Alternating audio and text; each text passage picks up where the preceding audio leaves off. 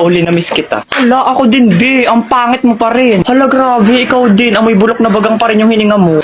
Gusto kitang sakalin. Ay, hala, be. Tingnan mo yan, oh.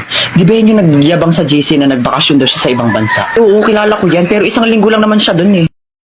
Hey, you two. What you are see? Ano daw? Oh, sorry, I forgot myself. You two don't understanding what to say to me because your English is disappear. Binahihilo ako. Kailangan ako makasapak ng bobo. Nga lang, akong bahala.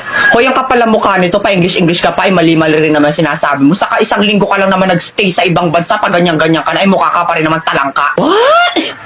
Talengka? Talengka? Ay kung hampasin kaya kita ng talangka para matawan ka. Well, it's nothing anymore my problem in mathematical equation that I don't understanding to say what you to me. You too dead hungry. Hoy, yung totoo, nag-a-addict ka ba o natukhang ka sa ibang bansa? Huh? Why is me going to be addict? Don't you know that I'm smarter than the teacher of international in the Philippines? Like, duh, my average is 99.99% of germs. Matalino ka? Ay, anong magagawa mo pag sinikmuraan kita mismo dito? Go try, I am not afraid anymore. I will go sumbong you to my bodyguard. Bayaan mo na yung besi, tara na. Ewers, mga loser, you can't even talk English to me. Ay, wait, papatulang ko to.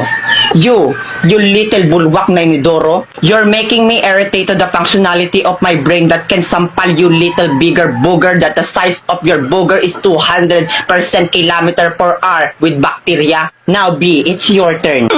Let me be the one to finish these cockroaches. Yeah, period. Galing mo talaga.